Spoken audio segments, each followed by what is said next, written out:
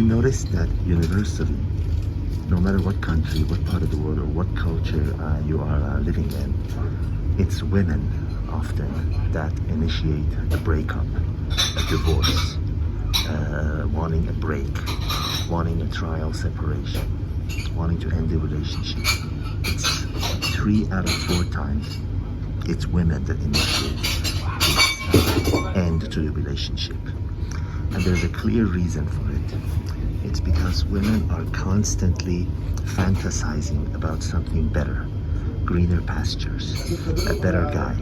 From the time they're small, they fantasize about this Prince Charming who comes and is perfect in their mind, matching their category, matching their ideals, matching their list that they have created in their head, something that absolutely does not exist in the real world. Even in extreme cases where they marry celebrities, where they marry people that you can relate to, Paul McCartney, Brad Pitt, singers, artists, anyone you can imagine, the wealthiest people in the world. Ron Perlman has been divorced 6 times and is worth 20 billion. You name it. So it doesn't matter. So it's not that the guy you can say, oh, justify, oh well, he wasn't making enough money, so I can understand why she broke up with him. No, it's not that. They have each woman, according to her own life experiences, where she grew up, what kind of life she was exposed to. She has her own list created in her head of what an ideal situation can be, which no existing man on this earth can match. At some point, they settle. They say, well, he has, 4 of the 27 that I have on my list, so he's good enough, so I'll marry him. And of course, they always have that in the back of their mind, that he's missing the other 23.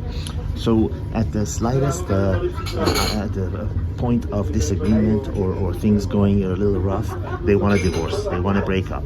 They want to, and if they're living under situations in the West where they get rewarded actually for ending a relationship, where there's money in it for them, they're much more inclined to initiate that end to the relationship.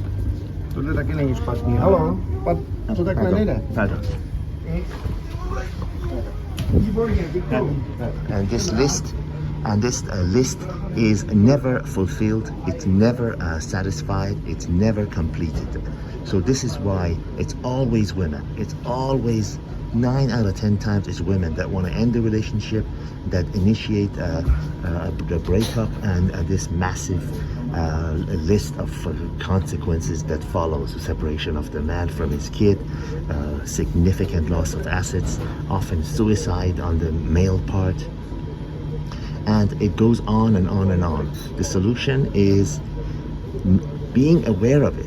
At least if you're aware of this, then when it happens, you're gonna get much less hurt, and you're gonna get much less go through much less pain and suffering when it happens. You can't avoid it. If you get into a relationship with a woman, the same rules are going to apply to you. So there is no magical solution. The only thing is, when you're aware of something, in the back of your mind, you're expecting it to happen one way, like a plane that might crash. You hope it doesn't, but it might crash. You know this possible. So if you're aware of it, you will get much less hurt, if at all, and you'll understand it. And when you understand something, when you understand the underlying reason, you realize that it's not me. It's not me there's nothing wrong with me that she's ending it. It's that same phenomenon that's true about all living women, that they have this fantasy created in their head that does not get fulfilled by any living man, be it some average truck driver who makes pittance, whatever, any kind of a blue-collar worker, or be it a Paul McCartney or Jeff Bezos. It doesn't matter. As you can see, there's hard evidence that no amount of money or fame or success can be enough for a woman who has a fantasy in her head that the real world is not able to offer. All the best.